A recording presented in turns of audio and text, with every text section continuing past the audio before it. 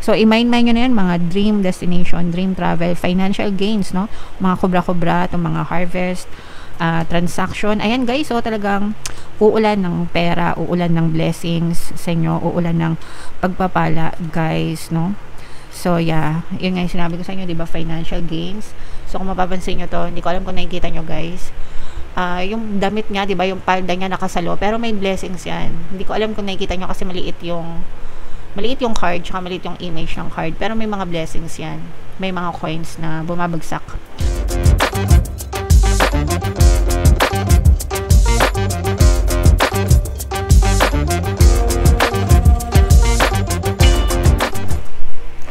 Hello guys, hello Sagittarius, welcome back to Pinay Pixie Tarot. Ang pamagat ng episode natin for tonight is New Moon Kapalaran para ngayong November to December para sa Sagittarius, Sun, Moon, Rising Sign, and Venus.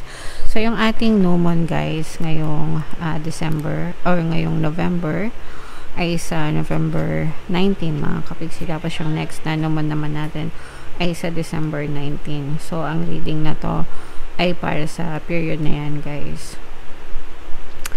And, unahin natin tong moon message para sa inyo.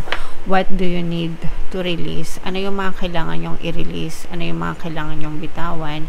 Ano yung mga kailangan nyong i-let go sa buhay nyo, mga kapigsi? It can be a situation, it can be a person, it can be a thing or bagay, guys. Pero anything na negative, especially everything that occurred in the past or happened in the past, guys, please let them go, guys, no? I-release nyo na sila para hindi na kayo mahirapan, mga kapigsi, kasi especially kapag ka negative yung impact sa inyo ng mga circumstance na yon, hindi nyo deserve na masaktan, hindi nyo deserve na magdusa ng paulit-ulit just because of things that happened in the past, guys. Okay, so matutong mag-let go, matutong mag-move on, mga kapigsi. Attune to the moon, it is safe to let go and move on, no? So, i-comment nyo yan sa comment section, guys. It is safe to let go and move on. And sabihin nyo rin yan sa sarili nyo, mga kapigsi, no? Okay lang na mag-move on, mga kapigsi. Di mo na yun kasalanan, no? Yeah, so let go of the past, guys, para hindi na kayo masaktan ng paulit-ulit. Additional meaning nitong card na to, move forward with as little resistance as possible. So, unti-unti lang, mga kapigsi, hindi naman mabilisan, 'di ba, yung proseso ng pag-move on. Hindi naman yan agad-agad. Ang importante is you take one step every single day towards your healing, towards moving on, mga kapigsi, hanggang sa completely makalimutan mo na yung nakaraan. Kapag hindi ka na nasasaktan, kapag ka hindi ka na masyadong apektado, ibig sabihin okay ka na, guys, okay? This is not the time to start new project. So, kung meron kayong mga kailangang project na simulan, pag-isipan nyo munang mabuti, mga kapigsi. Releasing emotional baggage is recommended now. So, yung mga emotional baggage, guys, yun yung mga emosyon na nasa puso nyo na kailangan nyong i-let go. Anger, hatred, resentment, grudges, yung mga toxicities, anxieties, stress. Yan. So, kasi guys, kapag kinain kayo nyan, unang-una nagiging balakid yan sa kasiyahan nyo, kaligayahan nyo, sa abundance nyo, no? Pangalawa, lalo lang talaga kayong masasaktan kapag ka nasa puso nyo siya. So, para mawala yon, kailangan talaga magkaroon ng acceptance and forgiveness, guys. Say sorry to someone kung kailangan nyo mag-sorry sa ibang tao, guys. Kasi, di ba, pagka may nakagawa sa atin ng kasalanan, syempre gusto natin mag-sorry sila sa atin. It's the same kapag kayo naman yung may kasalanan sa iba, gusto rin nila na mag-sorry sila sa inyo. So, if you feel like you have to say sorry to other people, please do so, mga kapigsi. Okay? Do energetic work, no, such as meditation, yoga. Dito sa channel natin, guys, mayroon tayong meditation, Tagalog guided meditation, pampawala ng stress and anxiety. Pwede nyo pakinggan yun, guys, makakatulong sa inyo. Okay? And soon, you will see what lies ahead. Magdiliwanag din yung isip nyo next time mga kapiksi kapag nag-move on na kayo. Okay? Alright. So, focus on your healing guys. Meron tayong Ho'oponopono and self-love na subliminal. Available dito sa ating channel mga kapiksi. Pwede nyo pakinggan. Maaaring makatulong sa inyo guys. Alright. So, comment down below if naka-resonate kayo dyan sa mga messages, Sagittarius.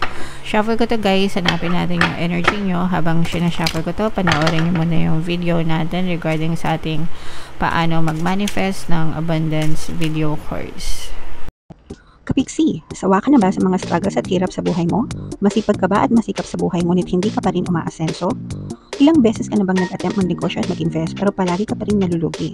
Sa pagkakataon na ito ay maaaring may subconscious beliefs ka na nagiging balakid sa iyong pag-unlad at pagyaman. Introducing, paano mag-manifest ng abundance video course. Dito ay matututunan mong ma-overcome ang mga balakid mo para tuluyan ka ng umunlad, umasenso, sumagana, maging matagumpay, successful at maswerte sa iyong kabuhayan, pera, trabaho, negosyo, salapi at kaperahan ng bonggang-bongga.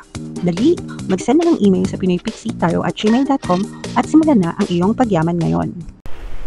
Alright, so sa lahat ng gusto mag-avail ng course guys, naka-flash sa screen nyo, meron tayong paano mag-manifest ng abundance video course, paano mawala ang third party, at magkaroon ng harmonious na relationship, paano pabalikin si ex or vice breakup. Sa mga interesado guys, mag-send lang kayo na email sa pinoypixitaro@gmail.com. So, Sagittarius ka ay represent ng King of Wands. Ito yung ating moon energy. Latag natin yung spread nyo mga kapiksi. And available na guys yung inyong 2026 kapalaran para sa lahat ng zodiac signs. Punta na kayo sa homepage mga kapiksi. So ito guys yung sinasabi natin no, na matuto kayo mag-move on kasi for some of you maaring na-stuck kayo guys. Ito mga ano to guys toxicities. Ito nga yung sinasabi natin kanina no, na you should what do you need to release? Ito mga toxicities na to, ito mga stress na to, mga kapiksi na stuck kayo. Pwedeng na-stuck kayo sa mga tao, bagay, sitwasyon na nagbibigay sa inyo ng sobra-sobrang stress mga kapiksi. And napapanahon na guys para i-let go niya yan sa buhay nyo, especially if bahagi na yan ng past nyo mga kapiksi. So it's time to move on. Again, no, it's safe to let go and move on guys. Lalo na kung parang feeling nyo masyado na kayong napaparusahan. Kung nagkamali man kayo before, mga kapiksi, siguro it's about time na i-accept nyo, no? Kumbaga parang kung nagdusa man kayo, it's okay. Pero wag yun ang parusahan yung sarili yung paulit-ulit. Kung nagsisi naman na kayo, guys, if ever man na kayo yung may kasalanan. And kung meron namang kasalanan sa inyo yung ibang tao, guys, again, it's time to let go and move on.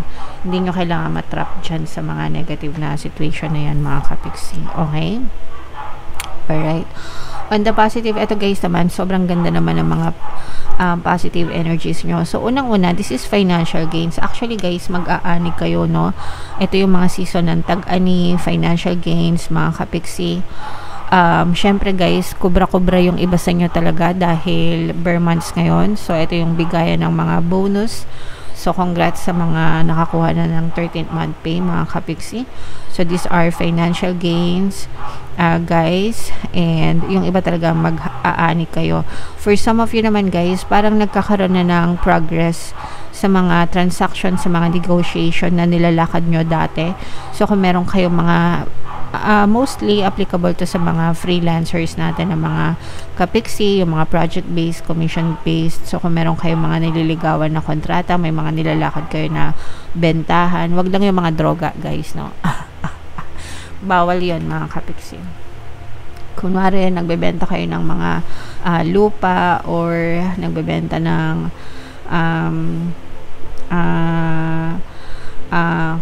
kapituloy, sasakyan, insurance, whatever guys. Kung meron kayong mga transaksyon na nilalakad, no, maaaring ma-push ang mga transaksyon na yan. and makukuha nyo yung mga commission nyo, mga big time commission. At saka guys, kung na-hold yung mga commission nyo dati, kung na-hold yung mga bayad sa inyo dati, no? Yung may mga utang, kung meron may mga utang sa inyo guys, yan. So, maaari silang magbayad sa inyo, mga kapiksi. Meron tayong subliminal guys, yung pampabayad ng utang. So, pwede nyo pakinggan yun para magbayad sila ng utang sa inyo, guys. Okay? Yung iba sa inyo makakapag-travel, eto guys, parang feeling ko, dream travel nyo to, no? Kumbaga parang, kunwari gusto mo mag-travel sa Korea, dream mo na makapag-travel sa Korea, dun talaga yung destination mo, parang travel destination, dream travel, dream destination. Basta, no? So, yeah. So, may chance na makapag-travel yung iba sa inyo, mga kapiksi, and yun talaga yung desired destination mo. So, enjoy nyo lang yan, guys. Deserve nyo yung mga travel na yan, mga kapiksi. So, i-mind nyo na yan, mga dream destination, dream travel, financial gains, no? Mga kubra-kubra, itong mga harvest, transaction. Ayan, guys. So, talagang uulan ng pera, uulan ng blessings sa inyo, uulan ng pagpapala, guys, no? So, yeah. Yun nga yung sinabi ko sa inyo, diba? Financial gains. So, kung mapapansin nyo to, hindi ko alam kung nakikita nyo, guys. Yung damit niya, diba? Yung palda niya nakasalo, pero may blessings yan. Hindi ko alam kung nakikita nyo kasi maliit yung card, tsaka maliit yung image ng card. Pero may mga blessings yan. May mga coins na bumabagsak. So, ito yung mga blessings na ihuhulog sa inyo ng nasa taas, guys. So, ibig sabihin, paliliguan talaga kayo ng blessings. Maganda yung daloy ng kaperahan nyo ngayong season na to, guys. Okay? Ito naman, guys, sa pag-ibig, medyo nagkakaroon kayo ng conflict, no? Conflict sa love, conflict sa pag-ibig, mga kapiksi.